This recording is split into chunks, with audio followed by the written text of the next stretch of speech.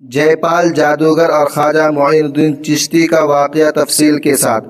جب خواجہ معین الدین چشتی اللہ کے دین کی دعوت لے کر اجمیر شریف تشریف لائے تو وہاں اس وقت راجہ پرتھوی راج کا دور تھا اور شہر میں ہندو پنڈتوں اور جادوگروں کا بڑا اثر و رسوخ تھا۔ انہی میں ایک مشہور جادوگر تھا جے پال۔ وہ اپنی جادوگری پر بہت ناز کرتا تھا اور بہت فخر کرتا تھا اور لوگوں پر اپنی دھاک بٹھائے ہوئے تھا۔ مخالفت کی ابتدا۔ ناظرین محترم، جب جے پال کو معلوم ہوا کہ ایک بزرگ خواجہ صاحب اجمیر میں آئے ہیں اور لوگ ان کی طرف مائل ہو رہے ہیں، ان کی طرف متوجہ ہو رہے ہیں، تو وہ حسد اور غرور میں مبتلا ہو گیا اور گھمنڈ میں مبتلا ہو گیا۔ اس نے کہا کہ میں اس درویش کو یہاں رہنے نہیں دوں گا، یہاں ٹھہرنے نہیں دوں گا۔ ناظرین محترم و سامعین کرام اور محترم حضرات، ایک پانی کا واقعہ ہے۔ روایت میں آتا ہے کہ جے پال جادوگر نے سب سے پہلے ایک چال چلی۔ اس نے شہر کے پانی پر قبضہ کر لیا۔ اس نے شہر کے پانی پر قبضہ کر لیا، دھاک جما لیا، لوگوں کو حکم دیا کہ کوئی بھی شخص خواجہ صاحب کو پانی نہ دے، کوئی بھی شخص خواجہ صاحب کو پانی نہ دے۔ جب یہ بات خواجہ معین الدین چشتی تک پہنچی تو آپ نے اپنے ایک مرید کو برتن دے کر فرمایا، یعنی اپنے ایک مرید کو برتن دے کر فرمایا، جاؤ اللہ تبارک و تعالی کے نام پر پانی لے آؤ۔ جب وہ مرید پانی لینے گیا تو اللہ تبارک و تعالی کے حکم سے پورا تالاب، جھیل اسی برتن میں سمٹ آیا۔ لوگ حیران رہ گئے اور جے پال کی پہلی چال ناکام ہو گئی۔ جادو کا مقابلہ۔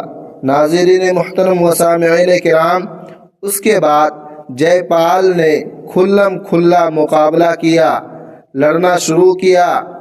اس نے مختلف قسم کے جادو کیے، یعنی ہر طرح کے جادو کیے، خوفناک مناظر پیدا کیے، لوگوں کو ڈرانے کی کوشش کی، دھمکانے کی کوشش کی، لیکن ناظرین محترم و سامعین کرام، خواجہ معین الدین چشتی مکمل سکون کے ساتھ بیٹھے رہے، ڈٹے رہے اور اللہ پر یقین کرتے رہے۔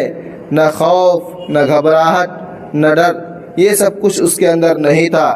صرف اور صرف اللہ پر بھروسہ، اللہ پر یقین تھا۔ ناظرین محترم و سامعین کرام، کہا جاتا ہے کہ جادو کے سارے اثرات، جادو کے سارے تجربے خود بخود ختم ہونے لگے۔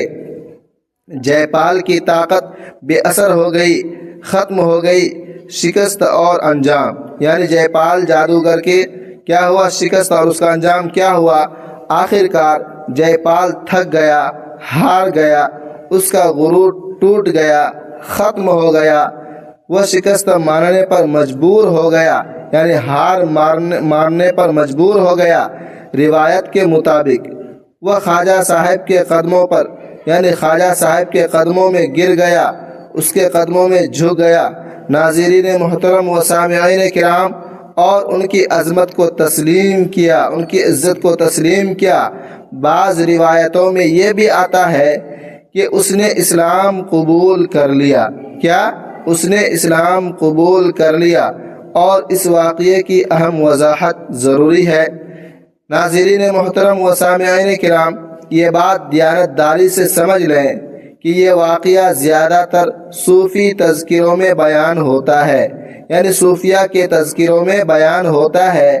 مضبوط تاریخی حوالوں میں تفصیل کے ساتھ ثابت نہیں ہے۔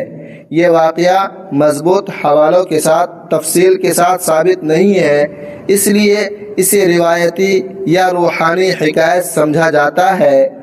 یعنی اس واقعے کو روایتی یا تو روحانی حکایت سمجھا جائے۔